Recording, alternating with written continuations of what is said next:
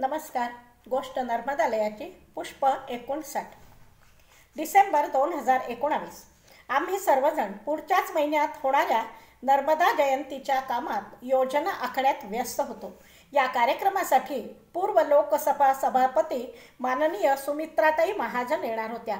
एक दिवस आमच्या शाळेचे मुख्याध्यापक मिथुन राठोड घाईघाईने आले आणि म्हणाले, दीदी, आपल्या शाळेची 9वी-10वीची मान्यता रद्द झाली आहे. काय? अशी कशी मान्यता रद्द झाली? काय कारण दिलं आहे त्यात? मान्यता रद्द करण्यासाठी जे पत्र पाठवलं जातं त्याचं अनेक कारणं दिलेलं एक ठराविक मजकुराचं पत्र असतं.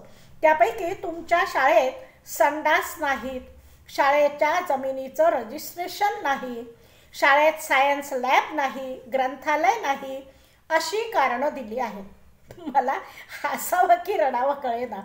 शाळेत 40 टॉयलेट्स आहेत, 20 मुलांसाठी आणि 20 मुलींसाठी.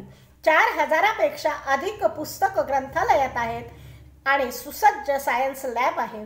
पुनर्वास क्षेत्र असल्याने ग्रामपंचायत झाल्याशिवाय जमिनीचं रजिस्ट्रेशन अजून होत नाहीये, पण या जमिनीवर आमचा मालकी हक्क आहे असं प्रमाणपत्र खुद्द जिल्हाधिकाऱ्यांनी दिलेलं आहे. मग यांना काय अडचण आहे? हे सगळं शिक्षण विभागाचा फील्ड इन्स्पेक्टर येऊन तपासून गेला आहे. ग्रंथालय, टॉयलेट, सायन्स लॅब, सर्व प्रमाणपत्र यांचे फोटो आपण मान्यतेसाठीच्या अर्जाबरोबर जोडलेले आहेत. मग असं का व्हावं?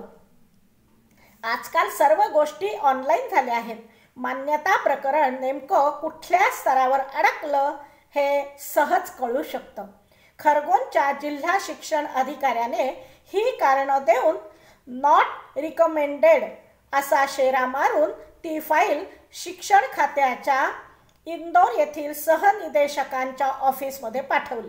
त्यांनी फाईल न वाचता फक्त तेवढाच इशारा बघून मान्यता रद्द केली.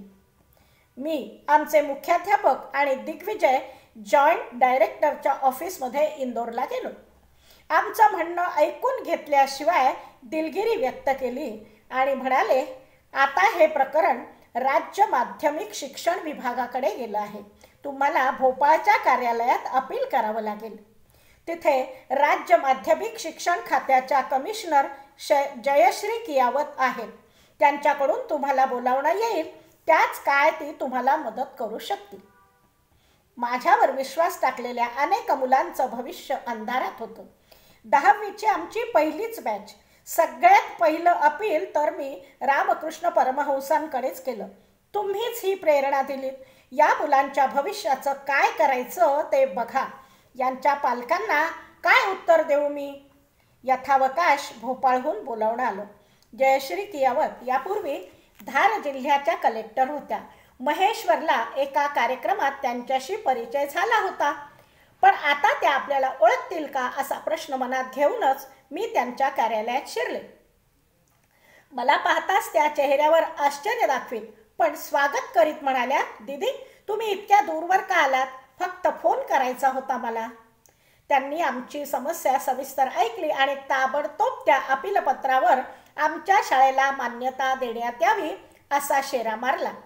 9वी-10वीच्या मान्यतेसाठी 45,000 रुपये फी भरावी लागते. तीही भरली. एवढं करूनही आमच्या शाळेचं नाव शिक्षण खात्याच्या पोर्टलवर दिसेना. जानेवारी महिना संपत आला होता. इतर अनेक शाळांच्या संचालकांशी बोलले तेव्हा सगळ्यांनी एकच मत दिलं, अशा समस्या केवळ इंदोर भोपाळच्याच नाही तर खरगोनच्या जिल्हा शिक्षण कार्यालयातल्या बाबू लोकांच्यामुळे असतात. तुमच्या शाळेचं उत्पन्न काय असेल असा अंदाज ते करतात आणि त्यानुसार त्यांची मागणी 50,000पासून पुढे कितीही असू शकते. आताची समस्या भोपाळ कार्यालयाची होती. एव्हाना मी 3-4दा फक्त याच कामासाठी भोपाळला जाऊन आले. तरी आमच्या शाळेचं नाव शिक्षण खात्याच्या पोर्टलवर दिसेना. जयश्री कियावत यांचीही तिथून बदली झालेली होती. मग आता कुणाला भेटायचं? सखी म्हणाली, बऱ्याच दिवसात तू चंडी रूप धारण केलेलं नाहीस. प्रत्येक वेळी या बाबू लोकांना फक्त विनवण्या करून कसं चालेल? आम्ही भोपाळला शिक्षण खात्याच्या कार्यालयात पोहोचलो. तिथल्या बाबू लोकांनी आता काही होऊ शकत नाही, पोर्टल ओपन होऊ शकत नाही असं सांगितलं. असं कसं पोर्टल ओपन होऊ शकत नाही? आज संध्याकाळपर्यंत जर आमच्या शाळेचं आणि विद्यार्थ्यांची नावं मला पोर्टलवर दिसली नाही तर आज रात्री PM ऑनलाईन आणि CM ऑनलाईनवर तुम्हा सर्वांची नावानिशी तक्रार करेन. आमच्या विद्यार्थ्यांच्या भविष्याशी खेळायचा अधिकार तुम्हाला कोणी दिला? आणि लाच म्हणून मी तुम्हाला 5 पैसे देखील देणार नाही. संध्याकाळी आमच्या मुख्याध्यापकांचा फोन आला, दीदी आपल्या शाळेतील 10वीच्या मुलांची नावं पोर्टलवर आली आहेत. काळजी मिटली. धन्यवाद.